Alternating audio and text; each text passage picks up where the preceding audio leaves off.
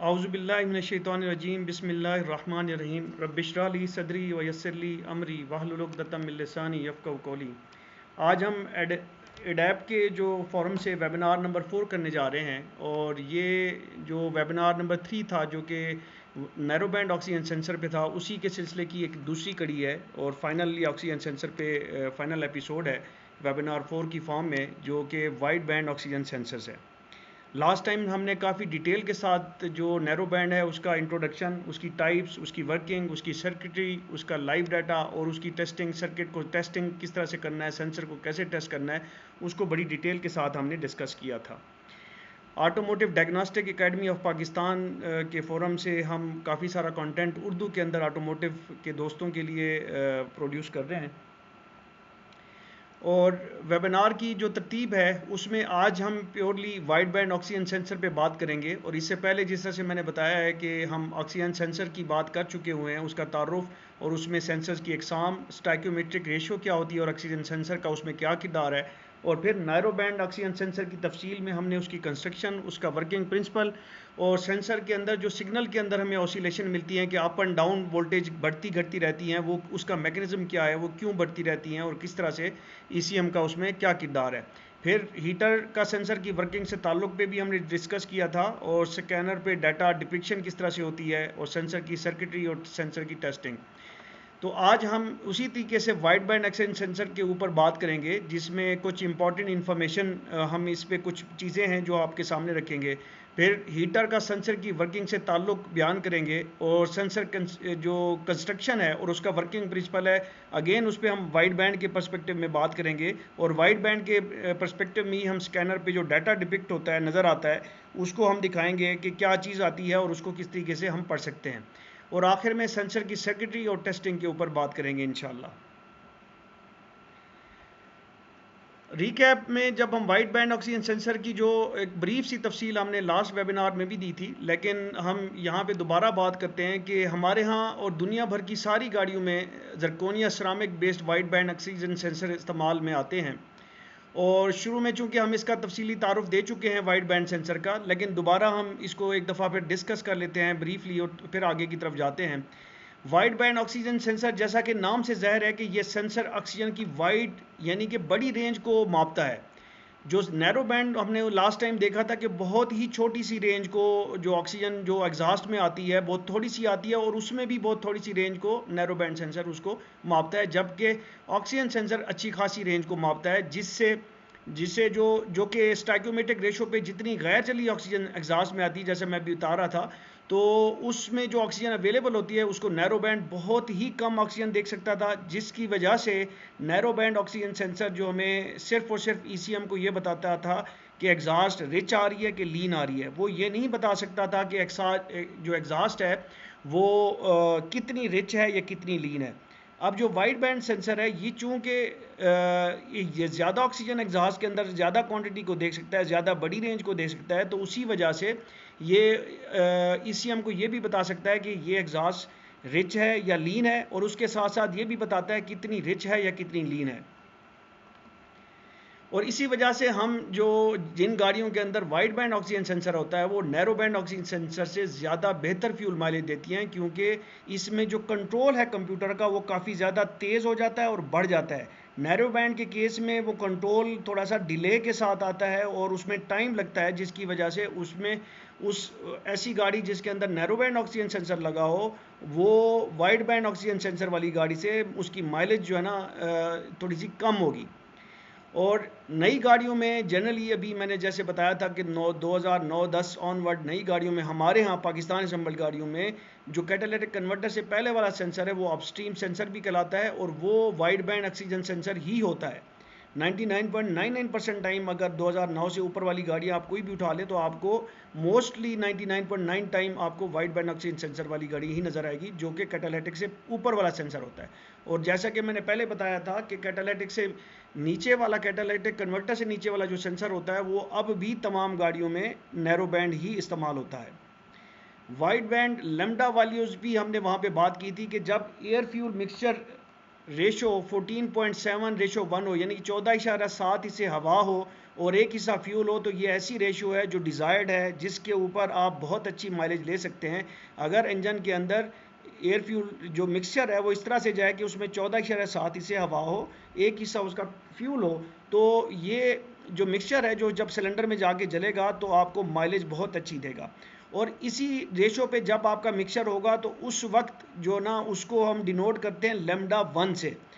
और इसको अगर आप इस ग्राफ को देखें तो इसकी इस साइड के ऊपर ये लैम्डा वैल्यूज़ दी हुई हैं। 1 ये शो करता है कि यहाँ पे अगर होगा तो इसका मतलब ये होगा कि ऑक्सीजन सेंसर ये बता रहा है कि 14.7 हिस्से इंजन में और एक हिस्सा फ्यूल ही जला है इंजन के अंदर, यानी कि आइडियल बर्निंग हुई है इंजन के अंदर, आइडियल फ्यूल मिक्सचर उसके अंदर गया है, तो इस वजह से लैम्डा 1 शो करेगा। अब लैम्डा 1 से जब हम ऊपर चलते हैं तो ऊपर की तरफ उसमें होता है जैसे 1.3 है तो यह 1.36 है, तो उसका मतलब यह है कि उसमें हवा की जो रेशो है, एयर फ्यूल मिक्सचर की जो रेशो है, उसमें हवा बढ़ गई है और फ्यूल कम हो गया। हवा तकरीबन 20 हिस्से है और एक हिस्सा फ्यूल है, तो हवा बढ़ गई है और ये कम हो गया, तो ये लीन कंडीशन शो करता है। और इस तरफ को अगर हम नीचे की तरफ जाएँ तो 0.6 अगर लैम्डा की वैल्यू होगी तो उसका मतलब ये होगा कि 10 हिस्से एयर है और एक हिस्सा फ्यूल है, तो इसका मतलब ये है कि ये लीन है, क्योंकि हमें तो 14.7 हिस्से हवा चाहिए और एक हिस्सा फ्यूल चाहिए। तो इस कॉन्टेक्स्ट में जो लैम्डा ये वाइड बैंड ऑक्सीजन सेंसर है उसकी रेंज जो है ना वो 0.6 लैम्डा से लेके 1.36 लैम्डा तक है, यानी कि वो इतनी लंबी रेंज देख सकता है। अब यहाँ पे अगर उसकी स्टाइक्योमेट्रिक रेशियो है तो वो ये सारी रेंज यहाँ से लेके यहाँ तक लीन बता सकता है कि अगर यहाँ पे होगा तो कहेगा कि जी इतना लीन है, तो उसी हिसाब से जो ईसीएम है जब उसको पता चल जाएगा कि इतना लीन है तो वो इंजेक्टर पल्स इतनी ही बढ़ाएगा, इसी के हिसाब से बढ़ाएगा। और जब उसको उसकी रेंज यहाँ पे है, उसको यहाँ पे पता चलता है कि ऑक्सीजन इतनी रिच आ रही है, तो उसी हिसाब से वो इंजेक्टर पल्स को कम करेगा। आपको अगर लास्ट आपने वेबिनार नहीं देखा तो हमने बड़ी डिटेल में इस चीज़ को डिस्कस किया है, इसलिए मैं यहाँ से थोड़ा सा क्विकली गुजर रहा हूँ कि और जब ईसीएम जो है ना सबसे पहले मुख्तलिफ सेंसर के थ्रू इंजेक्टर पल्स डिफाइन करता है और फिर उसी के मुताबिक फ्यूल स्प्रे करता है। एयर जो आ रही होती है वो ड्राइवर के कंट्रोल में होती है कि उसने पाँव दबाना है और एयर का पैसेज खुलना है। उस एयर को मापने के लिए प्राइमरीली मैप सेंसर या मैप सेंसर लगा हो रहा होता है और उसके साथ ईसीटी, आईएटी ये सेंसर और साथ में एक्सेलेरेटर पेडल पोजीशन और टीपी सेंसर की पोजीशन जब आ जाती हैं तो उसकी बेसिस के ऊपर ईसीएम एक इंजेक्टर पल्स डिफाइन करता है कि यार इसका जो ना इतने पल्स विड्थ जो इंजेक्टर को खोलने की तादाद होगी या टाइम होगा वो इतना होगा। और जब ऑक्सीजन सेंसर उसको फीडबैक देता है सेंस करके एग्जॉस्ट के अंदर ऑक्सीजन, तो फिर वो इंजेक्टर पल्स जो उसने डिफाइन की होती है वो पल्स वो टाइम उसको कम या ज़्यादा करता है। रिच होता है तो वो इंजेक्टर पल्स जो डिफाइन उसने की होती है उसको कम करता है, इसको हम कहते हैं रिफाइनिंग प्रोसेस। ठीक है जी। और लैम्डा हमने देखा था कि लैम्डा की जो रेंज थी वो 0.9 से लेके 1.01 तक थी, तो यहाँ से यहाँ तक थी, तो इसी वजह से जब वो 1 से कम होता है तो ईसीएम को सिर्फ यही पता चलता है कि जी ये तो इस वजह ये जो कम है तो इसमें सिर्फ कितना कम है वो उसको नहीं बता सकती। तो वोल्टेज भले उसके 1 तक चले जाएं या 0 तक चले जाएं, 0.45 में जो वोल्टेज जनरेट करता था ऑक्सीजन सेंसर उसके ऊपर वो स्टाइक्योमेट्रिक रेशियो है, उससे ऊपर हो या नीचे हो, तो जितना ऊपर हो जितना नीचे हो उससे कोई फ़र्क नहीं पड़ता, कंप्यूटर को सिर्फ इतना पता चलता है कि वो रिच है या लीन है। लेकिन इसके केस में इस वाइड बैंड ऑक्सीजन सेंसर के केस में उसको एग्जैक्टली पता चल रहा होता है कि ये इतना रिच है इतना लीन है, उसी हिसाब से वो करेक्शन भी फिर उसी हिसाब से देता है। नैरो बैंड में करेक्शन उसको देख के फ्यूल टाइम्स को देखना पड़ता है, उसके रेस्पॉन्स को देखना पड़ता है, फिर उसी रेस्पॉन्स से वो हमने लास्ट टाइम उसका मैकेनिज्म भी डिस्कस किया था जिसकी बेसिस के ऊपर वो टाइम लगता है उसको स्टाइक्योमेट्रिक रेशियो तक पहुंचने में कि वो फ्यूल को ऐड करता जाए करता जाए करता जाए या सब्ट्रैक्ट करता जाए और सब्ट्रैक्ट करता जाए और फिर एक पॉइंट पे उसको पता चलता है कि जी अब मैं जो ना स्टाइक्योमेट्रिक पे पहुंच चुका हूँ, तो उसको टाइम लगता है। यहाँ पे इसको टाइम नहीं लगता। ये लास्ट टाइम हमने narrow band sensor, fuel time switching और वाइड बैंड सेंसर इसके ऊपर बात की थी। अभी हम उसी को वाइड बैंड सेंसर के पर्सपेक्टिव में देखते हैं। अभी जो मैंने डिस्कशन किया है नैरो बैंड में, हमने लास्ट टाइम ये कहा था कि बेसिकली नैरो बैंड सेंसर में ईसीएम फ्यूल टाइम्स की हेल्प लेता है और उसी हेल्प से कि जी वो इंजेक्टर पल्स एक दफ़ा जब यहाँ पे वो उसको नैरो बैंड सेंसर बताएगा कि मैं रिच हूँ, तो वो इंजेक्टर पल्स थोड़ी सी कम करेगा और फिर देखेगा कि क्या ये जो ऑक्सीजन सेंसर की रीडिंग है वो कम ज़्यादा हुई है कि नहीं हुई, रिच से लीन की तरफ आई है कि नहीं आई। फिर वो इसी तरह से जब लीन होता है तो वो ऐड कराता है फ्यूल और फिर देखता है कि क्या वो रिच हुआ है। इस वजह से ये ऑसिलेशंस आती हैं हमें सिग्नल के अंदर। हम स्कैनर में जब ग्राफ का डाटा देते हैं तो हमें वोल्टेज अप डाउन होती दिखाई दे रही है, बेसिकली ईसीएम खुद करा रहा होता है। और फिर जब वो देखता है कि उसको रिस्पांस नहीं आया ऑक्सीजन सेंसर का, तो फिर वो फ्यूल ट्रिम को मजीद ऐड करता है, उसमें प्लस करता है, फिर प्लस करता है। इस चीज़ को हमने काफ़ी डिटेल में लास्ट टाइम डिस्कस किया था। अब ये इस वजह से था क्योंकि उसको ये नहीं पता कि रिच और लीन कितना है। अब वाइड बैंड सेंसर को चूंकि पता है, तो इस वजह से उसको इस फ्यूल ट्रिम की हेल्प इस तरह से नहीं चाहिए कि वो इससे हेल्प ले और इससे लॉन्ग टर्म फ्यूल ट्रिम बनाए और फिर उसको उस तरह से लेके आए। तो आप लॉन्ग टर्म जो वाइड बैंड सेंसर है उसका जब भी स्कैनर डाटा देखेंगे तो उसमें आपको फ्यूल ट्रिम के अंदर मोस्टली गाड़ियों पे लॉन्ग टर्म फ्यूल ट्रिम का पैरामीटर नज़र नहीं आएगा। ये लास्ट टाइम हमने डिस्कस किया था कि फ्यूल ट्रिम्स हमारी दो किस्म की होती हैं, एक शॉर्ट टर्म और एक लॉन्ग टर्म। तो मैं क्विकली इस वजह से गुजर रहा हूँ कि हमने इनको बहुत तफसील के साथ डिस्कस किया था। तो यहाँ पे जो जहन नशीन रखने वाली बात यह है कि वाइड बैंड सेंसर वाली गाड़ी में मोस्टली आपको लॉन्ग टर्म फ्यूल ट्रिम नहीं नज़र आएगी।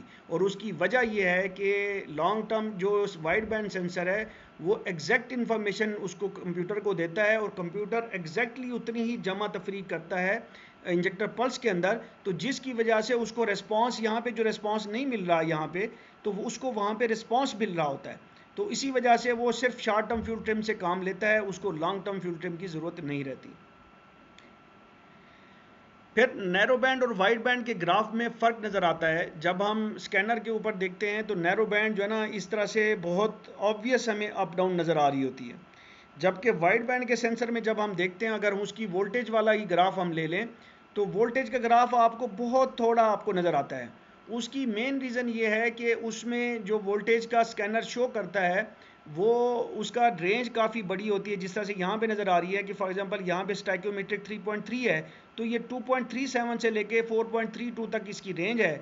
जबकि आपको पता है कि ऑक्सीजन सेंसर खुद वोल्टेज पैदा करता है, वो 0 से 1 होते हैं। वोल्टेज यहाँ भी 0 से 1 पैदा हो रहे होते हैं, लेकिन चूंकि ये रेंज बड़ी होती है तो आपको ये ग्राफ आपको तकरीबन स्ट्रेट लाइन नज़र आ रहा होता है। अब हम आगे भी देखते हैं कि इसमें सिर्फ एक्चुअली जो है ना जो ईसीएम मैयर कर रहा होता है इस सेंसर की आउटपुट, वो बेसिकली जो करंट वहाँ पे होता है उसको मैयर कर रहा होता है। और करंट के भी पैरामीटर नज़र आते हैं हमें स्कैनर के ऊपर, और वोल्टेज के भी पैरामीटर नज़र आते हैं। और ये वोल्टेज के पैरामीटर कहाँ नज़र आती, किधर से आते हैं, इसको हम आगे चल के डिस्कस करते हैं।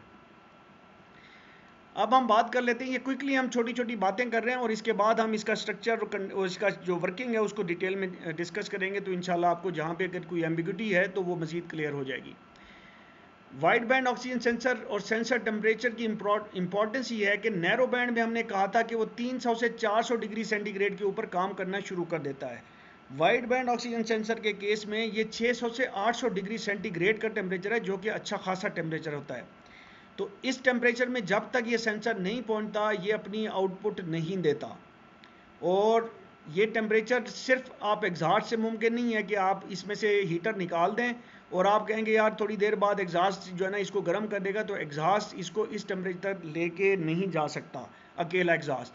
तो इसलिए यहाँ पे इस सेंसर के लिए जो वाइड बैंड है, भले वो 4 वायर है, 5 वायर है, 6 वायर है, उसमें जो टेम्परेचर है, जो हीटर है उसका होना और उसका सर्विसेबल होना, उसका ठीक होना बहुत ज़रूरी है।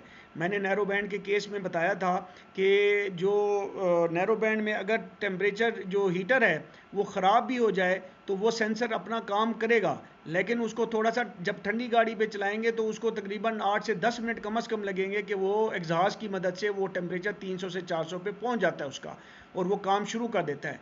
लेकिन जो वाइड बैंड में जब अगर हीटर ख़राब हो गया है तो आपको ये सेंसर तब्दील करना पड़ेगा, क्योंकि खाली एग्जॉस्ट इसको इस टेम्परेचर पे नहीं लेके जा सकती। और नैरो बैंड के केस में जो हीटर है वो जब आपकी गाड़ी अच्छा रन कर रही होती है और इंजन रनिंग में होता है और गर्म होता है एग्जॉस्ट, तो उसमें उसका हीटर काम करना छोड़ देता है, क्योंकि एग्जॉस्ट की जो हीट है वो काफ़ी होती है उसको उस टेम्परेचर पर रखने के लिए।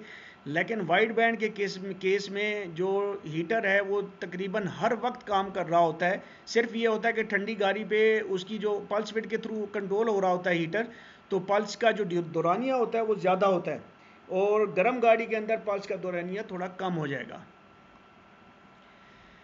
ठीक है जी, तो यहाँ पे हमें ये बात समझ में आ गई कि हीटर जो है अगर ख़राब हो जाए वाइड बैंड सेंसर का तो हमें चेंज कराना पड़ेगा।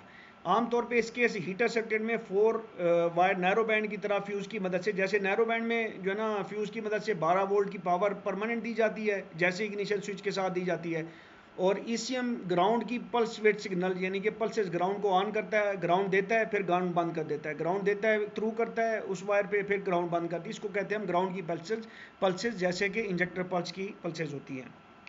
यहाँ पे थोड़ा सा मुझे ज़रा एक लम्हा दीजिएगा, मैं इसको चेक कर लूँ हमारे साथ कौन से दोस्त आ चुके हुए हैं, मैं अटेंडेंस भी ले लूँ।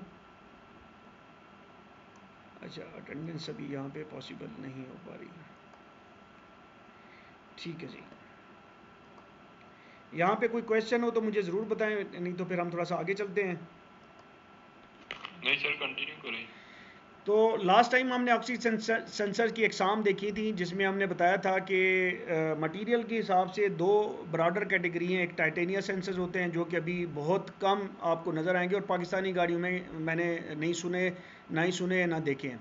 जरकोनिया सेंसर ही हमारे यहाँ बहुत ज़्यादा इस्तेमाल होता है, जरकोनिया मटेरियल के सेंसर, और उसमें दो कैटेगरीज थी। एक नैरो बैंड ऑक्सीजन सेंसर जिसमें 4 किस्में और थी वायर्स के हिसाब से, और फिर वाइड बैंड ऑक्सीजन सेंसर जो कि हमारा आज का टॉपिक है। इसके अंदर अगर आप देखें तो इसमें एक 4 वाइड ऑक्सीजन सेंसर होता है, एक 5 होता है, एक 6, 7 नहीं होता। मैंने लास्ट टाइम भी ये गलती कर दिया था, मैंने बताना था कि लास्ट टाइम भी मैंने बताया था कि ये गलत है। इट इज़ 4, 5 और 6 वायर्स ओनली। ठीक है जी, जो 4 वायर है उसको हम सिंगल सेल टाइप कहते हैं, और जो 5 और 6 वायर्स हैं उनको डबल सेल टाइप कहते हैं। अब ये सेल की जो वो है कैटेगराइजेशन है, ये मैं आगे चल के बताता हूँ। Single cell type wide oxygen sensor, जो वाइड बैंड ऑक्सीजन सेंसर है, ये किस्म जनरली सिर्फ 4 वायर सेंसर में दस्तियाब है। 4 वायर सेंसर जो है ना सिंगल सेल टाइप होता है। चूँकि नैरो बैंड सेंसर में भी 4 वायर सेंसर होता है, इसलिए इन दोनों में फ़र्क करना बड़ा मुश्किल हो जाता है। और हमारे यहाँ जो मैंने गाड़ियाँ देखी हैं पाकिस्तान के अंदर, जो पाकिस्तान असम्बल्ड हैं ख़ास तौर पे, उनमें जो अपस्ट्रीम सेंसर है 2010-12 जो मॉडल्स और उनसे ऊपर वाले मॉडल हैं, उन सब में वाइड बैंड ही ऊपर वाला सेंसर आ रहा है। नीचे वाले सेंसर्स पूरी दुनिया में नैरो बैंड हैं। अब जो अगर किसी मैन्युफैक्चरर ने या 10 में या 11 में को अगर अपस्ट्रीम सेंसर के अंदर नैरो बैंड इस्तेमाल किया है, तो हमारे लिए ये चीज़ पहचानना थोड़ा सा मुश्किल है कि वो वाइड बैंड सेंसर है या नैरो बैंड है।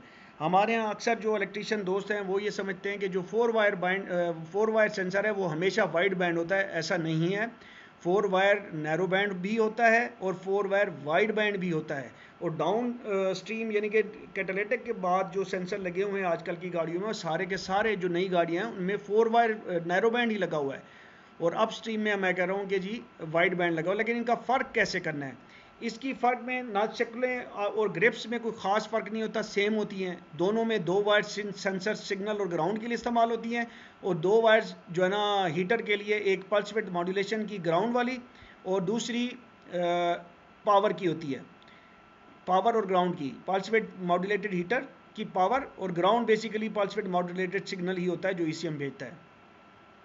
ताहम हम स्कैनर की मदद से दोनों किस्मों को आसानी से पहचान सकते हैं। स्कैनर में नैरो बैंड के केस में बहुत थोड़े पैरामीटर नज़र आते हैं, मसलन सेंसर की वोल्टेज जो कि हमेशा 0 से 1 वोल्ट ही नज़र आएगी। ठीक है जी, और दूसरा जो नैरो बैंड होगा उसका सेंसर, लास्ट टाइम भी हमने बात की थी कि रनिंग गाड़ी के ऊपर, रनिंग इंजन के ऊपर, गाड़ी खड़ी हो और इंजन रन कर रहा हो, टाइम हो चुका हो, तो अगर आप ग्रिप उतारेंगे और फिर सेंसर साइड के ऊपर जाके वोल्टेज ग्राउंड और सिग्नल वायर में चेक करेंगे तो आपको 0 से 1 वोल्ट वहाँ पे नज़र आएंगे मल्टीमीटर के ऊपर। लेकिन वाइड बैंड के केस में ऐसा नहीं है। स्कैनर पे वाइड बैंड के ऊपर वोल्टेज जो होगी वो जनरली 2.5 से प्लस माइनस से नज़र आती है, और कुछ गाड़ियों के अंदर 3.3 से प्लस माइनस से नज़र आती है। और लैम्डा वैल्यू इक्विवेलेंस रेशो में भी इसको कहते हैं, और इसमें मेन चीज़ जो नज़र आती है स्कैनर में लैम्डा वैल्यू के तौर पे नज़र आता है, नैरो बैंड में भी ये चीज़ नज़र आती है। इक्विवेलेंस रेशो जनरली जो है ना, ये पैरामीटर इसी के, ये लैम्डा की को ही कहते हैं इक्विवेलेंस रेशो, लेकिन उसमें लिखा होता है बाकायदा EQ वैल्यू या रीडिंग या रेशो लिखा होता है, तो वो वाइड बैंड के केस में होता है। लेकिन मेन जो स्कैनर के अंदर जो फ़र्क होता है वो ये होता है कि वाइड बैंड में सेंसर का करंट और या सेंस करंट लाजमी शो करते हैं, और कुछ गाड़ियों के स्कैनर की डाटा के अंदर सेंसर इम्पीडेंस भी नज़र आती है कि सेंसर की रेजिस्टेंस कितनी है। तो सेंसर करंट जो है ना प्लस और माइनस में नज़र आ रहा होता है मिली एम्पियर्स के अंदर। तो जहाँ पे भी आपको स्कैनर में अपस्ट्रीम, और ये अपस्ट्रीम में ही नज़र आएगी, आपको B1 S1 या S1 सेंसर करंट नज़र आए तो आप समझ जाएं कि ये वाइड बैंड सेंसर ही है। और स्कैनर के अंदर वाइड बैंड में लैम्डा वैल्यू में लैम्डा कमांडेड और लैम्डा वैल्यूज़ भी नज़र आती हैं, यानी कि ECM उसको लैम्डा क्या रखने को कह रहा है और जो ऑक्सीजन सेंसर है वो लैम्डा क्या बता रहा है। और जैसा कि मैंने बताया कि लैम्डा 1 का मतलब है कि आपकी जो एयर फ्यूल मिक्सचर है वो स्टैक्योमीट्रिक है, 1 से ऊपर जाएगा पॉइंट्स में तो वो लीन हो जाएगा, और 1 से नीचे जाएगा तो वो रिच हो जाएगा कि एयर कम हो जाएगी और फ्यूल ज़्यादा हो जाएगा। इसके अलावा 4 वायर ऑक्सीजन सेंसर को मल्टीमीटर और ऑसिलोस्कोप की मदद से भी पहचाना जा सकता है। वो इस तरह के नैरो बैंड सेंसर में मल्टीमीटर लगाते हैं जो मैंने बात की कि आपको सेंसर सिग्नल और ग्राउंड वायर में 0 से 1 वोल्ट के बीच नज़र आएगा, जबकि single cell 4 wire wide band के सेंसर सिग्नल और बॉडी ग्राउंड के बीच, ये नैरो बैंड गलत लिख गया हूँ, यहाँ पे वाइड बैंड लिखा होना चाहिए। Single cell 4 wire wide band sensor में जब आप सिग्नल और बैटरी ग्राउंड के ऊपर, सिग्नल की वायर यानी प्लस वाली वायर सेंसर की, मैं हीटर की वायर की बात नहीं कर रहा हूँ, मैं ऑक्सीजन सेंसर की जो दूसरी 2 वायरें होती हैं उनमें से जो प्लस वाली वायर होती है उसके और बैटरी के बीच में अगर आप वोल्टेज चेक करेंगे तो आपको some time 3.3 volt, some time 2.5 volt, लेकिन ये जो वोल्ट नज़र आएंगे ये आपको सॉकेट नज़र आएंगे। और ये कहाँ पे नज़र आएंगे? आपको सेंसर सिग्नल और बैटरी ग्राउंड के बीच में। इसी तरह सेंसर ग्राउंड और बैटरी ग्राउंड के बीच में, ये याद रखिए, सेंसर ग्राउंड आगे भी हम इसको डिस्कस करेंगे, और बैटरी ग्राउंड के बीच में कुछ सॉकेट वोल्ट नज़र आएंगे। सॉकेट का मतलब है कि उसमें वो सेम एक ही वोल्ट नज़र आएंगे, उसमें चेंज कोई नहीं होगी। ग्राउंड वायर पे भी आपको बैटरी ग्राउंड के साथ जब चेक करेंगे तो वोल्टेज नज़र आएंगे सॉकेट और स्टैटिक जिसको कह लें, और सिग्नल वायर के अंदर भी ग्राउंड बैटरी ग्राउंड के साथ जब आप चेक करेंगे तो आपको स्टैटिक वोल्टेज नज़र आएंगे। ये मैं बात कर रहा हूँ single cell 4 wire wide band oxygen sensor की। अगर मुझे अलाउ करें तो मैं इसको करेक्ट कर दूँ, मेरे ख्याल में ये ज़्यादा बेहतर हो जाएगा।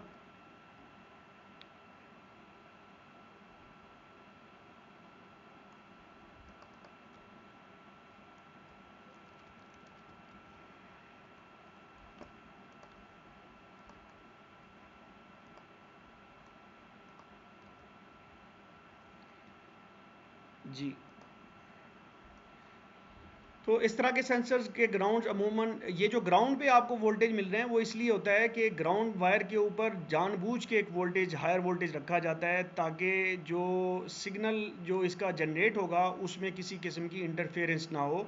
जो इर्द गिर्द वायरें चल रही होती हैं उनमें चूँकि करंट गुजर रहा होता है तो वहाँ पे इलेक्ट्रोमैग्नेटिक फील्ड पैदा होती है, और ये बड़ा बड़ा वो बारीक सा सिग्नल होता है एक तरह से, जिसको कह लें मिली एम्पेयर मिली वोल्टेज के अंदर होता है, तो वो डिस्टर्ब ना हो तो इस वजह से ग्राउंड वायर को हमेशा 0 की बजाय थोड़ा सा हायर रखा जाता है, हायर वोल्टेज लेवल पे।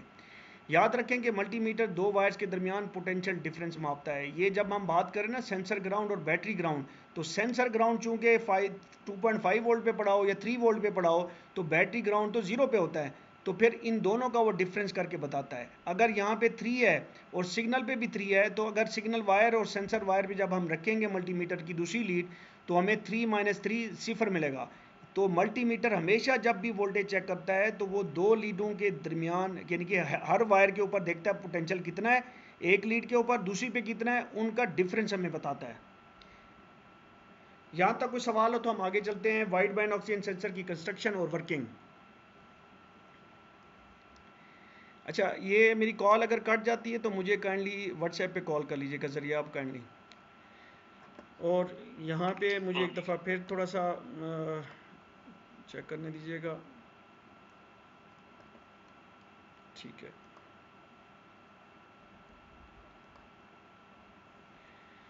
अब वाइड बैंड ऑक्सीजन सेंसर जो है ना उसकी इंटरनल कंस्ट्रक्शन तकरीबन इसी तरह से नज़र आती है जैसे कि हमने नैरो बैंड देखा था कि ये जरकोनिया का एक फिंगर बनी होती है, बाज़ औक़ात फिंगर होती है, बाज़ औक़ात एक बिल्कुल फ्लैट सी जो है ना शीट होती है जरकोनिया मटेरियल की, तो इसमें ये फिंगर सी बनी हुई है और बाहर एग्जॉस्ट होती है। इसके अंदर मैंने जैसे बताया था कि रेफरेंस ऑक्सीजन होती है और फिर एक इलेक्ट्रोड जो है ना अंदर की तरफ होता है, एक बाहर की तरफ होता है, तो अंदर वाली जो रेफरेंस ऑक्सीजन होती है उसका जो पोटेंशियल है वो मापता है, और बाहर वाला जो है ना, बाहर एग्जॉस्ट में जितनी ऑक्सीजन होती है उसको मापता है। अब इसमें जो है ना, मैंने कहा था लास्ट टाइम भी नैरो बैंड के केस में कि ये इसका एक नरनेस्ट सेल बनाता है, जिसका जिस तरह से सेल इस वजह से कहते हैं, सेल बैटरी वाले सेल की मैं बात कर रहा हूँ, ये नरनेस्ट कुछ साइंसदान थे उनके नाम पे है कि ये एक बैटरी सी बनाता है और ये वोल्टेज जनरेट करता है। इसको नरनेस्ट सेल इस वजह से कहते हैं कि नरनेस्ट ने जर्कोनिया की ये प्रॉपर्टीज़ ढूंढी थी कि अगर उसके अंदर ऑक्सीजन को हीट अप किया जाए और बाहर भी ऑक्सीजन हो तो अंदर वाली ऑक्सीजन आयोनाइज होके कुछ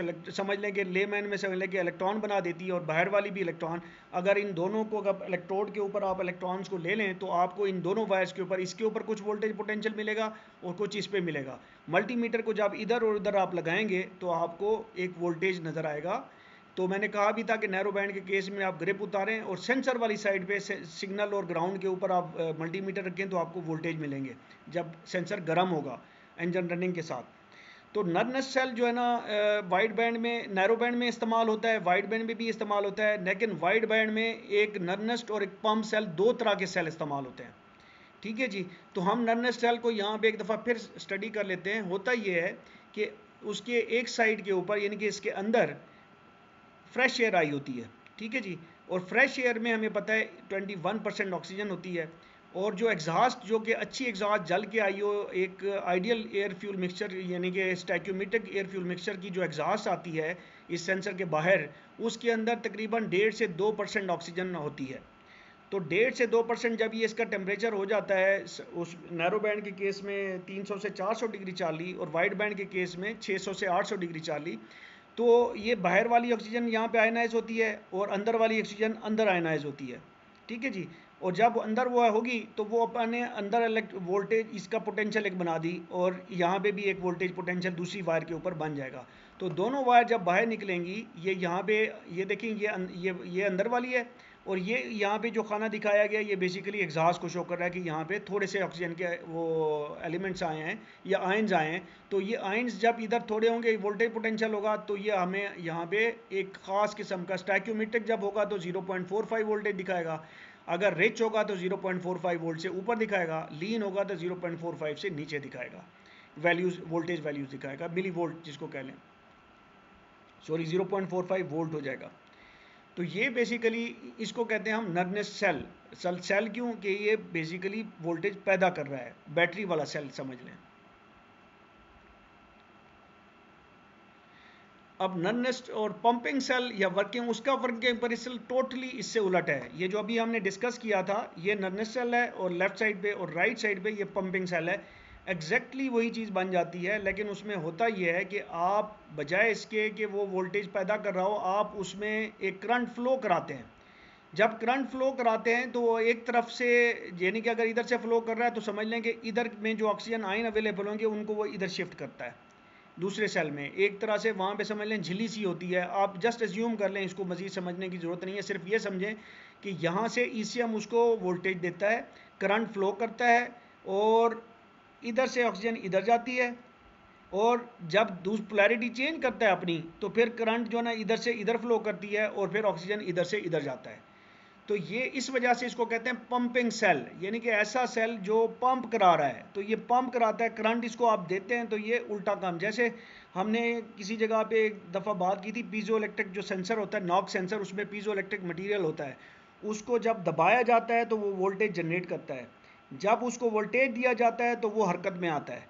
तो ये उसी तरह का केस है कि जब ये इसको जब मापा जाए तो ये वोल्टेज जनरेट कर रहा होगा, जब इसके ऊपर वोल्टेज अप्लाई करा के करंट फ्लो कराया जाए तो ये फिर अपने ऑक्सीजन को मूव कराता है एक तरफ से दूसरी तरफ। अच्छा, ईसीएम इसमें पंपिंग सेल को ईसीएम कंट्रोल करता है, और ईसीएम इसमें नरनेस्ट सेल की इनपुट की बेस पे है। वो देखता है कि ये क्या इनपुट दे रहा है। अगर वो कहता है कि जी ये रिच है और वोल्टेज ज़्यादा दे रहा है, तो उसने एक साइड से जो है ना, यहाँ पे ऑक्सीजन कम है तो वो इधर से ऑक्सीजन पंप कराएगा, तो इधर से करंट को फ्लो कराएगा। तो ये सारा यहाँ पे किस्सा है कि ईसीएम अपने अंदर मौजूद सर्किट की मदद से इस करंट की मिकदार और पोलैरिटी को मापता है। अब जब वो करंट देता है तो यहाँ पे वो एक एम्पेयर मीटर भी लगा देता है बीच में, तो जितना करंट वो भेज रहा होता है वो करंट भेज रहा होता है इस नरनेस्ट सेल की इनपुट से। जितनी इनपुट आती है कि रिच आई है और वोल्टेज जितना आया है वो उसी हिसाब से देखता है और फिर यहाँ पे करंट जो है ना वोल्टेज यहाँ पे देता है। जब वोल्टेज देता है और करंट यहाँ पे ज़्यादा पंप कराना होता है तो करंट ज़्यादा फ्लो करेगा, और जिस डायरेक्शन में करंट होता है उससे उसको पता चलता है कि जी ये डायरेक्शन है तो ये रिच है, और ये जितना करंट है उतना रिच है। इस तरह से उसको पता चल जाता है वाइड बैंड सेंसर की मदद से, क्योंकि उसमें ये दोनों सेल होते हैं। उसको पता चल जाता है कि जी सेंसर जो एग्जॉस्ट है वो रिच है या लीन है, और कितनी रिच है या कितनी लीन है। अच्छा, इसमें यही तफसील लिखी हुई है, इसको आप अपने टाइम में पढ़ सकते हैं। मैं थोड़ा आगे चलता हूँ। अच्छा, हम सिंगल सेल को बाद में डिस्कस करेंगे, पहले हम करते हैं डुअल सेल को। जिस तरह से मैंने बताया कि डुअल सेल के अंदर ये दोनों सेल होंगे, सिंगल सेल में एक ही सेल है उसमें ये दोनों काम हो रहे हैं, वो हम आगे बात करेंगे। तो ये डुअल सेल, इसमें एक सेल ये है, एक सेल ये है। उसमें होता ये है जी कि यहाँ पे हीटर है, ये वो फिंगर जो यहाँ पे नज़र आ रही है, फिंगर टाइप मैंने दिखाया है, यहाँ पे हीटर है और यहाँ पे रेफरेंस एयर ऑक्सीजन अवेलेबल होगी। ये एक चैम्बर है जिसको ये कहता है डिफ्यूजन चैम्बर।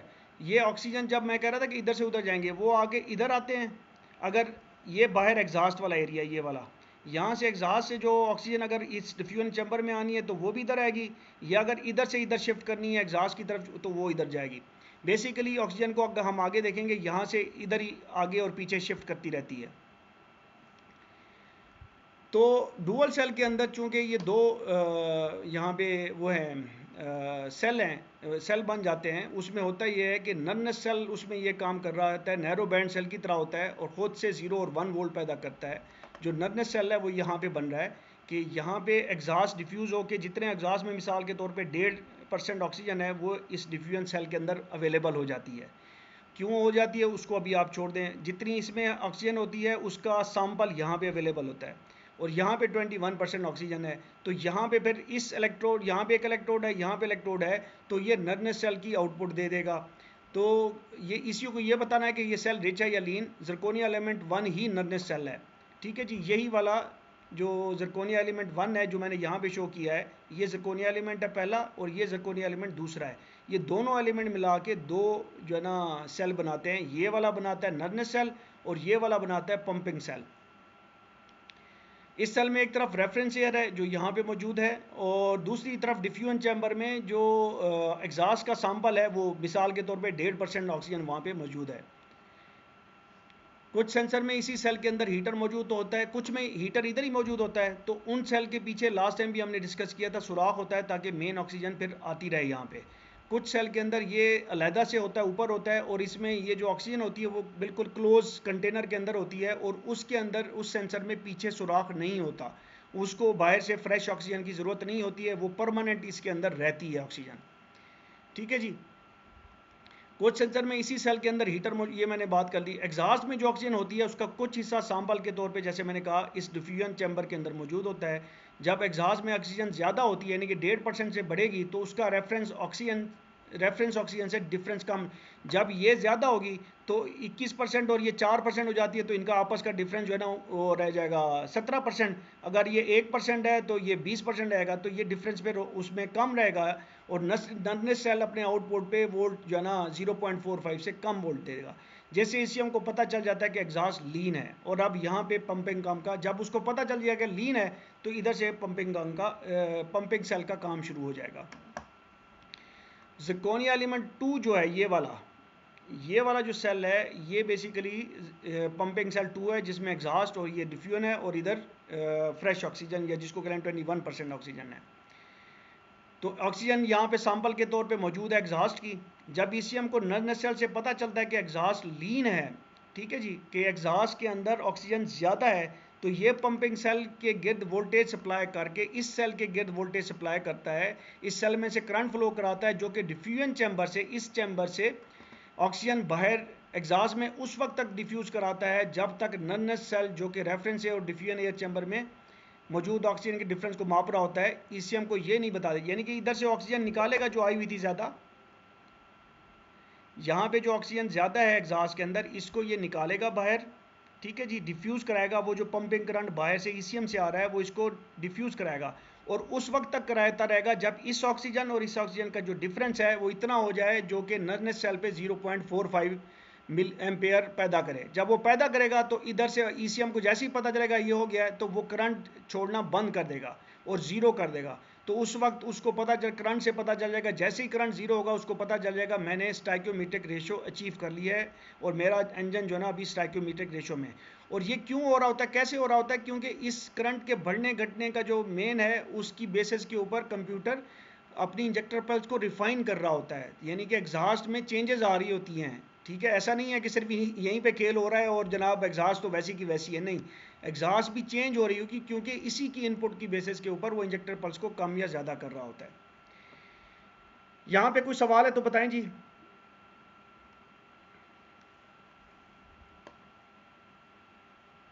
हाँ जी, कोई नो सर, अभी तक तो ठीक है। तो बकाया दोबारा इसको एक बार फिर इसको फिर देखेंगे देखेंगे। हाँ जी, हाँ जी, ये थोड़ा सा एब्जॉर्ब करना ज़रा मुश्किल होता है, कुछ चीज़ें आपको समझ अभी आएंगी, लेकिन जहाँ पे आपको लगे कि ये बात कोई सेंस नहीं बना रही वहाँ पे ज़रूर सवाल करें। तो 5 वायर, अब इसमें हम बात कर लेते हैं 5 वायर बैंड, जो 5 wire wide band oxygen sensor होता है उसमें ईसीएम से 6 वायर्स ही आती हैं, ये याद रखें। कोई भी 4 वायर से ज़्यादा वाला सेंसर होगा उसकी जो हार्नेस ईसीएम की तरफ से ऑक्सीजन सेंसर पे आ रही होती है उसमें आपको 6 वायर हमेशा 6 मिलेंगी, 5 किसी भी सेंसर के अंदर नहीं मिलेंगी। लेकिन जो इसकी ग्रिप ये जाके जो ऑक्सीजन सेंसर की ग्रिप पे लगी तो वहाँ पे आपको 5 नज़र आएंगी। 5 वायर वाला इस वजह से कहते हैं कि सेंसर की जो सेंसर से वायर निकल रही होती हैं वो 5 होती हैं, लेकिन जो सेंसर के ग्रिप में जो दूसरी ग्रिप लग रही होती है जो कि ईसीएम से आती है, हार्नेस जिसको कहते हैं, उसमें 6 वायर हमेशा मिलेंगी, भले 6 वायर वाला सेंसर है भले 5 वायर वाला सेंसर है। उसमें होता यह है कि 5 वायर वाले में जो ये छठा जो टर्मिनल होता है इनके बीच में एक रेजिस्टेंस लगाया जाता है जिसको ट्रिमिंग रेजिस्टेंस कहते हैं। फिलहाल आप जस्ट इसका पता होना आपको ज़रूरी है, इसका हल्का सा हम टच करेंगे, इसके ऊपर ज़्यादा डिटेल में बात नहीं करेंगे। तो ये जो रेजिस्टेंस होती है ये बेसिकली करेक्शन कराती है एक तरह से, और ये जो रेजिस्टेंस है ये मैन्युफैक्चरर जब ये डिज़ाइन करता है बनाता है इसको, हर जो ऑक्सीजन सेंसर है उसमें प्लस माइनस के फ़र्क से चेंज होती है।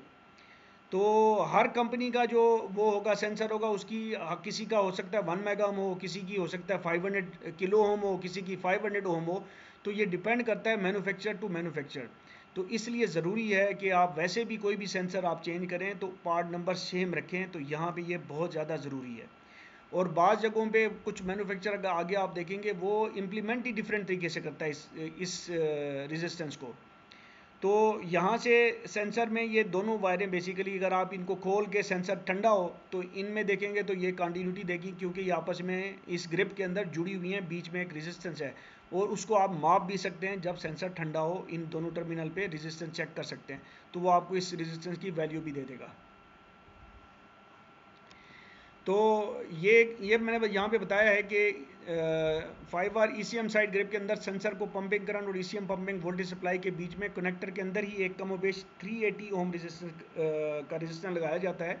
ये रेजिस्टेंस पूरे सर्किट के हिसाब से फैक्ट्री में लगाया जाता है और हर गाड़ी में इसकी वैल्यू में कुछ ना कुछ फ़र्क होता है, इसलिए 5 वायर सेंसर की ECM harness side sensor grip नहीं तब्दील करनी चाहिए। जो हार्नेस साइड पे ग्रिप होती है ना जी, उस ग्रिप वो उसका ईसीएम की सर्किटरी के साथ ताल्लुक होता है और उसको चेंज नहीं करना चाहिए। अच्छा सॉरी मैं गलत कह गया, ये इसी ग्रिप का ये बैक शेल है और ये अंदर वाली साइड है जो कि ऑक्सीजन सेंसर की ग्रिप के साथ जाके लगती है। ठीक है जी, तो उसमें इसी के अंदर यहाँ पे ये दो हैं सेंस, यहाँ पे रेजिस्टेंस होगी लेकिन वहाँ पे आपको 5 ही मिलेंगी, जो ऑक्सीजन सेंसर की जो टर्मिनल होंगे वो 5 दिखाएंगे। ये रेजिस्टेंस सॉरी मैं गलत कह गया हूँ, ये हार्नेस साइड पे होगी और ये दोनों ग्रिप सेम है, ये फ्रंट पोर्शन है उसका ये और ये बैक पोर्शन है। तो इसीलिए जब अगर आप हार्नेस चेंज कर रहे हो तो ये जो ग्रिप है ना इसका बहुत ख्याल रखें वाइड बैंड सेंसर के केस में। 6 wire wide band oxygen sensor, इसमें ईसीएम से 6 वायर्स आती हैं जबकि सेंसर से भी 6 वायर आती हैं और इसमें जो है ना वो कैलिब्रेशन रेजिस्टेंस या ट्रिमिंग रेजिस्टेंस जो है ना उसकी ज़रूरत नहीं होती क्योंकि छठी वायर जो है ना सेंसर से ही ईसीएम जो है ना इनपुट ले रहा होता है और उसको पंपिंग करंट को मॉनिटर करता है और जो भी एडजस्टमेंट करनी होती है इसको ज़्यादा समझने की ज़रूरत नहीं है। बस ये है कि 6 वायर वाले में हार्नेस से भी 6 वायर आएंगी और सेंसर से भी 6 वायर आएंगी। अब हम बात करते हैं जी single cell type wide band oxygen sensor. इस टाइप में नैरो बैंड सेंसर की तरह एक ही जरकोनिया एलिमेंट होता है ये वाइड बैंड, लेकिन इसके अंदर जबकि मैंने शुरू में कहा था कि वाइड बैंड में दो पंपिंग सेल और नन नेस्ट सेल दोनों होते हैं। यहाँ पे मैं ये कह रहा हूँ कि है तो वाइड बैंड सिंगल सेल में वाइड बैंड ही है, लेकिन इसमें सेल एक होता है लेकिन काम ये दोनों कर रहा होता है। उसमें बेसिकली उन्होंने ईसीएम को बीच में डाला होता है और ईसीएम में कुछ सर्किटरी इस तरह से बनाते हैं कि उसमें करंट वाला काम भी होता है और नन नेस्ट सेल की वोल्टेज भी आ रही होती है। उसको हम अभी डिटेल में देखेंगे। तो हम इसमें नैरो बैंड सेंसर की कंस्ट्रक्शन में थोड़ी मॉडिफिकेशन की गई है और इसके साथ ही ईसीएम के अंदर इस सेंसर को चलाने के लिए अच्छा खासा कॉम्प्लेक्स सर्किट बनाया गया है। यही जरकोनिया एलिमेंट नन नेस्ट और पंपिंग सेल दोनों का काम वही एक सेल ही कर रहा होता है। ये जनाब ऑक्सीजन सेल है, इसको हमने काटा है और इसके दरमियान में अगर आप देखें जस्ट इसको समझ लेंगे कटा हुआ है और ये स्टेप है, यहाँ पे फिंगर टाइप नहीं है, ये स्टेप है। तो ये एटमॉस्फेयर की आयर, ये वो एयर वाला रेफरेंस वाला चैम्बर है। बाहर आपके जो है ना एग्जॉस्ट होती है, इस जगह के ऊपर ये जरकोनिया एलिमेंट की लंबी प्लेट है, इसमें फिंगर टाइप नहीं है, ठीक है जी। और इसमें इलेक्ट्रोड डले हुए हैं एलुमिना के, एलुमिना के इलेक्ट्रोड एक इधर लगा डला हुआ है, एक इधर डला हुआ है और यहाँ पे एटमॉस्फेयर है। इसी चीज़ को हमने यहाँ पे दिखाया है कि जो एग्जॉस्ट बाहर है वो यहाँ पे है। इस एग्जॉस्ट के बीच में ना एक डिफ्यूजन लेयर सी जगह बनती है, एक चैम्बर बनता है यहाँ पे, इसी जगह पे कहीं पे, या इस जगह पे बनेगा या इस जगह पे बनेगा।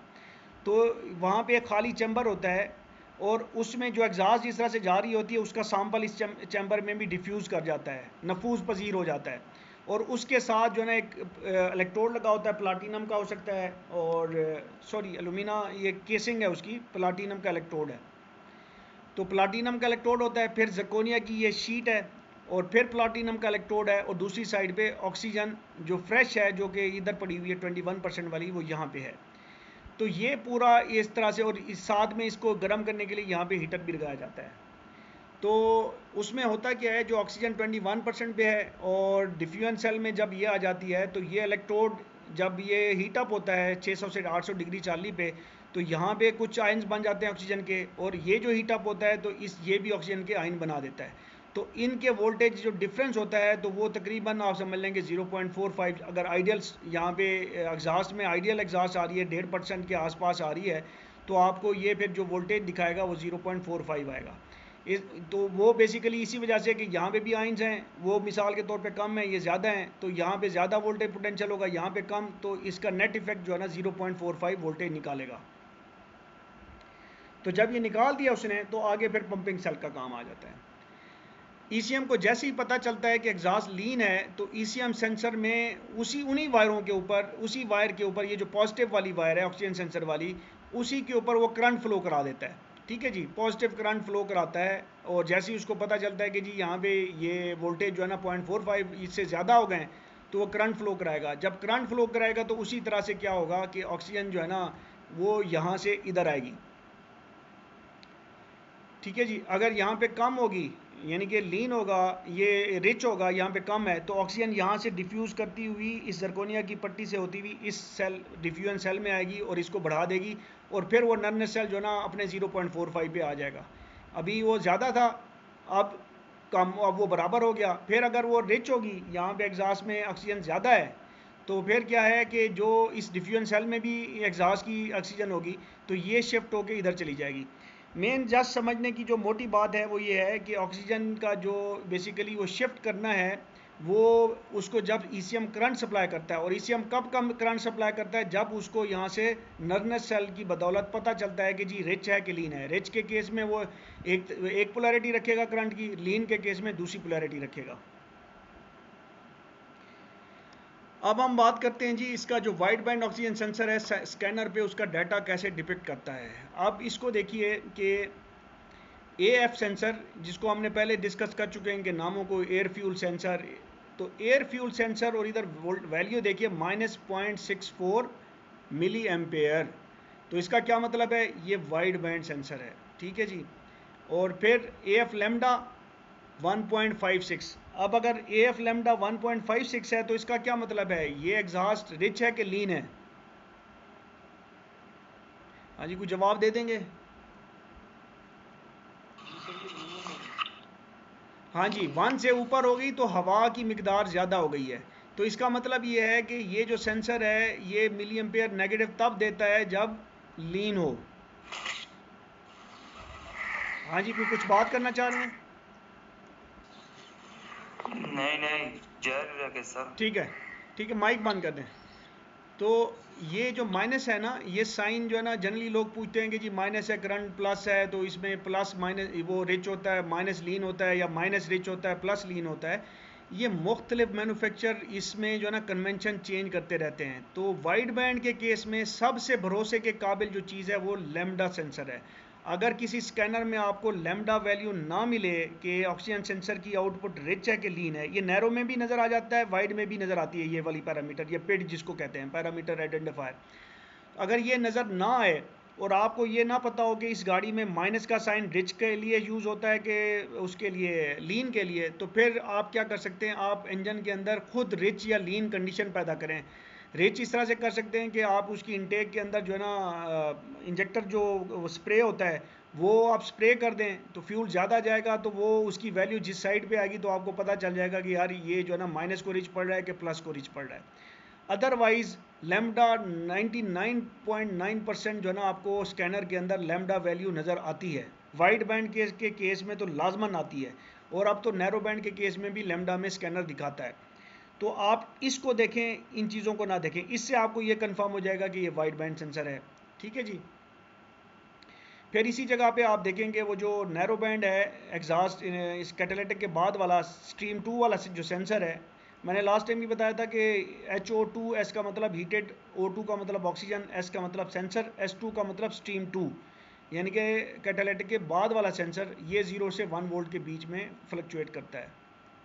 ठीक है जी। और लैम्डा देखें 1.2 जा रहा है, तो ये रेशो कहाँ पे जा रही है, 17.64 रेशो 1 से भी ऊपर जा रही है जब 1.56 हो, यानी कि हाईली लीन कंडीशन में चल रही है गाड़ी। यही चीज़ें मैंने यहाँ पे लिख दी हैं और इसको आप बाद में पढ़ सकते हैं। और यहाँ पे अच्छा, बहुत सारे स्कैनर जो है ना, मैंने पहले बात की थी कि वाइड बैंड सेंसर के पैरामीटर में नैरो बैंड सेंसर की तरह मुतहर्रिक वोल्टेज यानी कि अप डाउन होती वोल्टेज पैरामीटर भी शो कराते हैं, जो कि ECM सेंसर के तब्दील होते हैं। जो ये करंट को वो देख के ना, ये पैरामीटर भी स्कैनर जो ECM है वो खुद बनाता है, अपने अंदर कैलकुलेशन के साथ स्कैनर को भेजता है। असल उसको जो जो वो रीड कर रहा होता है ना, मैयर कर रहा होता है, वो ये करंट की वैल्यू है। जो मैंने बताया है कि वो जो पंपिंग करंट है कि ऑक्सीजन को उसने किधर से किधर करना है, उसमें एक साइड पे करना है तो प्लस करेगा, दूसरी साइड पे करना है तो माइनस करेगा। तो उससे उसको पता चलता है, इसी वैल्यू को वो करस्पॉन्डिंग जो है ना उसी तनासब से वोल्टेज चेंज होती वोल्टेज में तब्दील करता है अपने अंदर, जैसे उसने ये लैम्डा की वैल्यू डिफाइन इसी की बेसिस पे करता है और वो आपको दिखाता है। तो वो बेसिकली लोगों की चूँकि आदत बनी हुई है बड़ी पुरानी गाड़ियों से कि जी वो 0 से 1 वोल्टेज देखते हैं कि जी उनको वोल्टेज में देखना पसंद होता है, तो ये सिर्फ और सिर्फ उस पर्पज़ के लिए है। और मुख्तलिफ मैन्युफैक्चर जो ना वो वोल्टेज, जिस तरह से मैंने पहले कहा, कोई 2.5 को वहाँ पे जो ना वो लेता है, स्टैक्योमेट्रिक वोल्टेज वैल्यू लेता है और 2.5 से ऊपर और नीचे करता रहता है, और कोई जो है ना मैन्युफैक्चर 3.3 को लेता है। तो इस तरह से चल रहा होता है। तो बेहतर ये है कि जब, हाँ जी, जी 0.45 ये लीन है या रिच है? 0.45 नैरो बैंड में दरमियान की वैल्यू है जी। दरमियान की वैल्यू का मतलब है स्टैक्योमेट्रिक रेशियो है लैम्डा 1 है, ये नैरो बैंड के केस में है। सही, इससे ज्यादा होगा ये रिच होगा। रिच होगा, इससे ज़्यादा होगा। ये 0.76 जब ये शो कर रहा है ऑक्सीजन सेंसर कैटालिटिक कन्वर्टर के बाद वाला, तो ये क्या है, रिच है। और ये रिच क्यों आ रहा है, हाँ अब यहाँ पे मैंने पहले लास्ट टाइम हमने डिस्कस किया था इसको अच्छे तरीके से। यहाँ पे हमें बता रहा है कि कैटालिटिक से पहले लीन है, आगे जब जा रहा है तो कैटालिटिक के बाद कह रहा है कि रिच है। तो इधर से कैसे हो गया ये कोई बताएगा? नहीं। हाँ जी, ज़रियाब या कोई और कोई ये बताया। लास्ट टाइम हमने बड़ा डिटेल में डिस्कस किया था और मैंने एक वॉइस भी ग्रुप में की थी, और उसमें मैंने बताया था कि कैटालिटिक कन्वर्टर इसके अंदर जो ऑक्सीजन मौजूद होती है एग्जॉस्ट के अंदर, उसको इस्तेमाल करता है और उसको फिर रिएक्शन कराता है। जो हाइड्रोकार्बन एग्जॉस्ट में आ रहे होते हैं, नॉक्स आ रही होती है, कार्बन मोनोऑक्साइड आ रही होती है, उनको उनके अंदर यही वाली ऑक्सीजन जो है ना इधर से निकाल के एग्जॉस्ट में से उनके साथ मिलाता है। ठीक है जी। जब वो मिलाता है तो एग्जॉस्ट में जो ऑक्सीजन की क्वांटिटी है वो कम हो जाती है, जब कम हो जाती है तो ऑक्सीजन सेंसर वही नर्वस सेल जो पैदा करेगा वो कहेगा ये तो डिफरेंस बढ़ गया है, जो उसकी फ्रेश एयर का और ये जो एग्जॉस्ट में कैटालिटिक के बाद जो ऑक्सीजन आ रही है वो तो बहुत कम हो गई है, क्योंकि वो कैटालिटिक में इस्तेमाल हुई है। जब भी कैटालिटिक के अंदर ऑक्सीजन इस्तेमाल होगी तो इसका मतलब है कैटालिटिक ठीक काम कर रहा है। जब भी ठीक काम कर रहा होगा तो कैटालिटिक के बाद चूंकि एग्जॉस्ट में ऑक्सीजन बहुत कम रह जाएगी तो आपको हमेशा एक स्टेट ऊपर की लाइन मिलेगी जो कि 0.45 से ज़्यादा होगी। समझ आ गई जी बात? जी सर। अब थोड़ा सा जो है ना हम इसको टच लेंगे। वाइड बैंड ऑक्सीजन सेंसर की सर्किटरी काफ़ी कम्प्लेक्स है और ये सर्किटरी ना सिर्फ ऑक्सीजन सेंसर पे मुनहसर है बल्कि मैन्युफैक्चरर ने इसे ईसीएम में किस तरीके से इंटरफेस किया है इस पे भी बहुत ज़्यादा इन्हिसार करती है, क्योंकि हर मैन्युफैक्चरर ने अपना ही कोई सर्किट बनाए हुए हैं और डिफरेंट हैं। ठीक है जी, तो काफ़ी मुश्किल काम है ये। एक सेंसर को अगर आप पढ़ते हैं, मेन जो है ना थीम मैंने आपको बता दिया है कि इसमें करता क्या है। इसमें दो सेल होते हैं, एक भी होगा तो दो का काम कर रहा होगा। एक वोल्टेज पैदा करता है जिससे कंप्यूटर को पता चलता है मैं रिच हूँ या लीन हूँ, उसी हिसाब से वो फिर वहाँ से अपने वोल्टेज भेजता है एक लाइन के ऊपर, जिससे वो पंप कराता है और वहाँ पे ऑक्सीजन को डिफ्यूजन सेल के में कभी लेके आता है, कभी डिफ्यूजन सेल से बाहर निकालता है, ताकि नर्वस सेल जो है ना उसमें वहाँ पे आ जाए 0.45 वाले वोल्ट पे। तो अगर ये कहा जाए तो गलत नहीं होगा कि दरअसल ऑक्सीजन सेंसर और ईसीएम के अंदर मौजूद सर्किटरी ये ईसीएम की सर्किटरी है, ये वाली जो मैंने दिखाई है, या इधर देखें तो यहाँ पे ये ईसीएम या पीसीएम की सर्किटरी है और इस तरफ को क्या है, इधर आपका ऑक्सीजन सेंसर है और यहाँ पे ऑक्सीजन सेंसर है।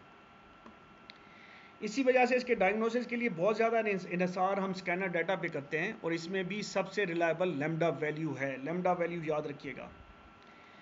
वाइड बैंड ऑक्सीजन सेंसर की सर्किटरी को मैं यहाँ पे थोड़ा सा एक्सप्लेन करूँगा क्विकली, अभी टाइम कम रह गया है। मेरा अभी जो सब्सक्रिप्शन है इसकी MS टीम्स की वो है फ्री वाला अकाउंट है, तो ये ख़त्म होने वाला होगा घंटे के अंदर। ये सेंसर साइड है, यहाँ पे एग्जॉस्ट चल रही है, ये डिफ्यूजन सेल है, यहाँ पे इलेक्ट्रोड है जिसके साथ एक वायर लगी हुई है, ये हीटर के साथ दो वायरें आपको नज़र आ रही होंगी, ये पॉजिटिव की वायर नज़र आ रही है और ये यहाँ पे पल्स विड्थ जो वो ग्राउंड को ऑन ऑफ कराता है कंप्यूटर, ये उसका सिग्नल इधर जाता है। ठीक है जी, और फिर ये दूसरा इलेक्ट्रोड है और यहाँ पे फ्रेश ऑक्सीजन या 21% रेफरेंस ऑक्सीजन पड़ी हुई है और उसके साथ इस इलेक्ट्रोड के साथ एक वो है। ये हम बात करें single cell 4 wire wide band oxygen sensor की, तो करते ये हैं कि जो ग्राउंड होता है ये ग्राउंड की वायर है, ग्राउंड को हायर लेवल पे लाने के लिए उस ग्राउंड के अंदर ग्राउंड को 3.0 वोल्ट पे रखा जाता है, तो 3 वोल्ट यहाँ पे अवेलेबल होता है। ठीक है जी, और इस जगह के ऊपर जब वो रिच या लीन होगा या वो स्टैक्योमीट्रिक रेशियो है, तो ये जो नर्वस सेल यहाँ पे बन रहा है इस जगह के ऊपर, तो वो 0.44 ये समझ लें कि 0.45 या 0 वोल्ट अपना इस वाले केस में ये टोयोटा का एक सेंसर का इन्होंने एग्जांपल ली हुई है, तो ये 0.3 वोल्ट पैदा करता है, 0.45 वोल्ट भी नहीं पैदा करता। सेंसर को इस तरीके से बनाया गया है कि जब ये एग्जॉस्ट जो है ना अपनी नॉर्मल कंडीशन में आ रही है, आइडियल कंडीशन में आ रही है स्टैक्योमीट्रिक में, तो ये सेंसर 0.45 वोल्ट नहीं पैदा करता। नैरो बैंड हमेशा 0.45 वोल्ट पैदा करता है। वाइड बैंड में कुछ मैन्युफैक्चर की मैं बात कर रहा हूँ, हो सकता है कोई और मैन्युफैक्चर हो यहाँ पे 0.45 ही पैदा करा है स्टैक्योमीट्रिक में। ये बेसिकली इनकी रेजिस्टेंस से चेंज करके ना तो वो मैनेज करते हैं कि जब भी स्टैक्योमीट्रिक हो तो यहाँ पे 0.3 वोल्ट हो, ये याद रख लें। तो स्टैक्योमीट्रिक रेशियो है तो 0.3 है, यहाँ पे 3 वोल्ट है, तो ये 3 प्लस 0.3 ये सीरीज में सर्किट बना हुआ है एक तरह से, 3 वोल्ट प्लस 0.3 वोल्ट, ये 0.3 वोल्ट ये हो गए 3.3 वोल्ट और ये 3.3 वोल्ट यहाँ पे पहुँच गए। ये एक ऑप एम्प है, कंपैरेटर होता है जो कि दो वोल्टेज को कंपेयर करके उनका डिफरेंस आगे निकालता है। तो यहाँ पे मुस्तकिल 3.3 वोल्ट रखे हैं। अब किसी मैन्युफैक्चरर ने अगर यहाँ पे इसको 4.5 रखा हुआ है या 2.5 रखा हुआ है, तो इसी हिसाब से वो इन दोनों का हिसाब किताब इसी हिसाब से रखेगा कि वो जब स्टैक्योमीट्रिक हो तो 2 यहाँ पे हो, 0.5 यहाँ पे हो, 2.5 ही आए, ताकि ये कंपैरेटर यहाँ पे इनका डिफरेंस लेके ज़ीरो पैदा करे। जब ये ज़ीरो पैदा करेगा तो इसका मतलब होगा कि स्टैक्योमीट्रिक रेशियो क्या है, जो एग्जॉस्ट है वो स्टैक्योमीट्रिक है, तो ये अपनी आउटपुट जो है ना ज़ीरो देगा। तो इसका मतलब है कोई करंट यहाँ से फ्लो नहीं करेगा और यहाँ पे फिर वो ज़ीरो हो जाएगी, करंट कोई नहीं फ्लो करेगा और ये अगेन वो 3.3 पे चलता रहेगा। अब वहाँ पे एग्जॉस्ट हो जाती है रिच। ठीक है, ये नरनेस सेल जो है ना 0 से, ये मैंने आपको बता दिया कि ये जो नरनेस सेल बन रहा है यहाँ पे, नरनेस भी बन रहा है, यही सेल जो है ना पंपिंग करंट का भी काम करेगा। 2 इलेक्ट्रोड लगे हुए हैं, तो ये इलेक्ट्रोड जो है ना स्टैक्योमेट्रिक रेशो की सूरत में कोई डिफ्यूजन नहीं कराएगा ऑक्सीजन की, और सिर्फ 0.3, जब हीट अप होगा तो 0.3 वोल्ट पैदा करेगा। ग्राउंड लाइन के ऊपर 3 वोल्ट हैं, इस लाइन पे 0.3 वोल्ट हैं, ये सीरीज़ में बन जाते हैं। तो ये वोल्टेज ऐड होंगी, जैसे सेल के साथ सेल आप लगाते हैं, ये ऐड होके इसको जब नज़र आएगी। अभी आप याद रखें कि हम यहाँ पे इन दोनों का डिफरेंस नहीं देख रहे। मैंने बताया था कि 2 लाइनों का डिफरेंस होता है जो मल्टीमीटर से हम मेजर करते हैं। हम बात कर रहे हैं कि ये वोल्टेज इस जगह के ऊपर जब आएगी और ये कनेक्टेड हो तो ये वोल्टेज जमा होंगी 3.3, और ये कंपेयर करेगा इनको, 0 आउटपुट रहेगा, और यहाँ पे फिर कोई चेंज, कोई पंपिंग करंट नहीं जाएगा। ठीक है जी। अब अगली हम बात करते हैं, ये स्टैक्योमेट्रिक केस सिनेरियो को मैंने यहीं पे डिस्कस कर लिया। अब लीन केस सिनेरियो, जब लीन के केस में क्या होगा, एग्जॉस्ट में ऑक्सीजन ज़्यादा है तो यहाँ पे भी ऑक्सीजन ज़्यादा होगी। ठीक है जी। मिसाल के तौर पे कि नरनेस सेल उस वक्त 0.2 वोल्ट पैदा कर रहा है। जब लीन होता है तो नरनेस सेल पॉइंट, यानी कि जो 0.45 से नैरो में कम करता था, यहाँ पे 0.3 है सेंट्रल वैल्यू, तो सेंट्रल वैल्यू से कम वोल्टेज करेगा। हम करते हैं मिसाल के तौर पे इतना लीन है कि 0.2 वोल्ट पैदा हो रही है, तो जो कि ग्राउंड के वोल्टेज में जमा होकर इस वोल्ट में जमा होगी और 3.2 हो जाएगी। तो 3.2 और 3.3 जब माइनस होंगी तो यहाँ पे 0, इसमें से जब 3.2 माइनस होगी तो 0.1 वोल्ट आएगा।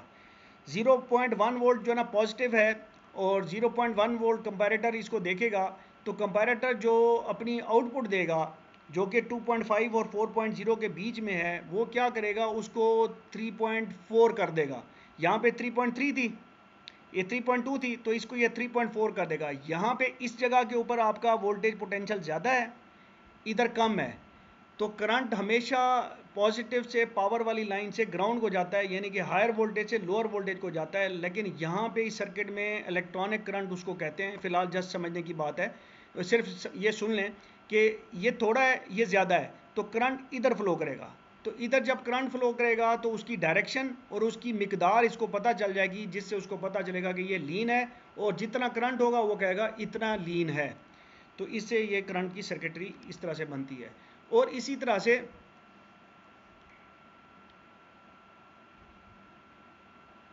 जो रिच कंडीशन होगी उसमें ये जो है ना 0.3 की बजाय 0.4 पैदा करेगा, तो उसमें ये माइनस करंट आएगी, तो ये उसी हिसाब से फिर उसको यहाँ पे वोल्टेज लेवल को जो 3.1 कर देगा। इधर कम है, इधर ज़्यादा है, तो करंट फिर इधर फ्लो करेगा। तो उससे फिर जो फ्लो जब करंट करता है तो जो ऑक्सीजन यहाँ पे अगर ज़्यादा आई होती है तो वो डिफ्यूज़ करके इधर चली जाएगी, अगर कम आई है तो फिर वो इसी तरह से इसमें मज़ीद ऐड आ जाएगी, इधर से इधर आ जाएगी। तो ये सारा केस है, इसका तरीक़ेकार है इस सर्किट के काम करने का। तो इसी वजह से हम कहते हैं कि काफ़ी कॉम्प्लेक्स है। अब यहाँ पे याद रखने की, जो हर तरह का वाइड बैंड सेंसर है उसके लिए याद रखने की बात यह है कि मुख्तलिफ मैन्युफैक्चर ग्राउंड वोल्टेज लेवल, ये जो 3.0 है, मुख्तलिफ रखते हैं। ठीक है। सर्किट टेस्टिंग के दौरान हमें रिपेयर मैनुअल से वायर्स पे वोल्टेज लेवल मालूम कर लेने चाहिए, या फिर किसी और इसी मॉडल की ठीक गाड़ी से वोल्टेज लेवल नोट करके रखने चाहिए, अदरवाइज़ आपके लिए मुश्किल हो जाएगी। स्कैनर पे वाइड बैंड के वोल्टेज दिखाए जाते हैं जो अक्सर 2.5 वोल्ट के इर्द गिर्द फ्लक्चुएट कर रहे होते हैं, तो ये वोल्टेज सेंसर की आउटपुट नहीं होते।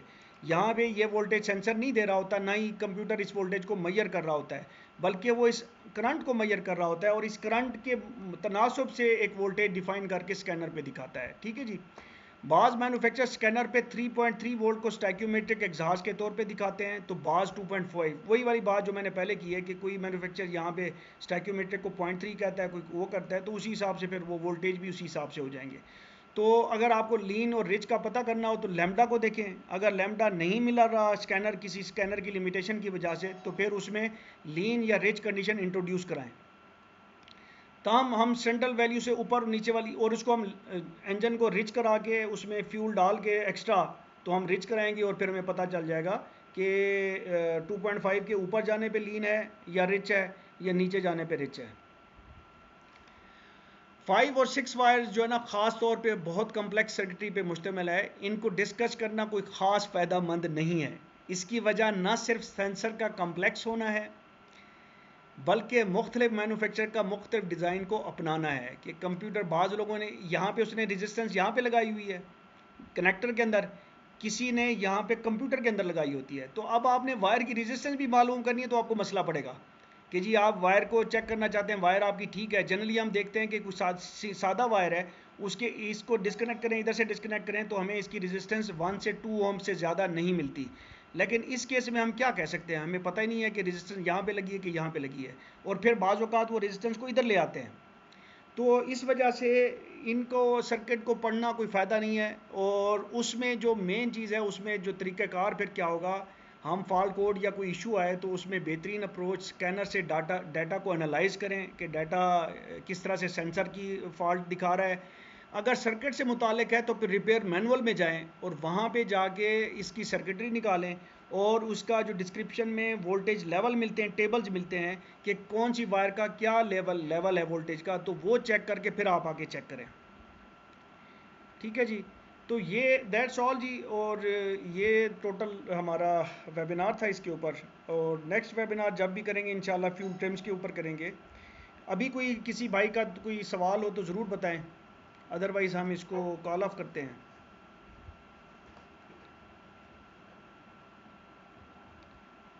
हाँ,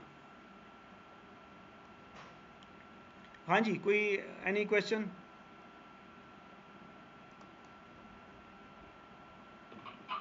नहीं सर। चलें, ठीक है जी, ठीक है। थैंक यू वेरी मच जी, जज़ाकल्लाह और शुक्रिया।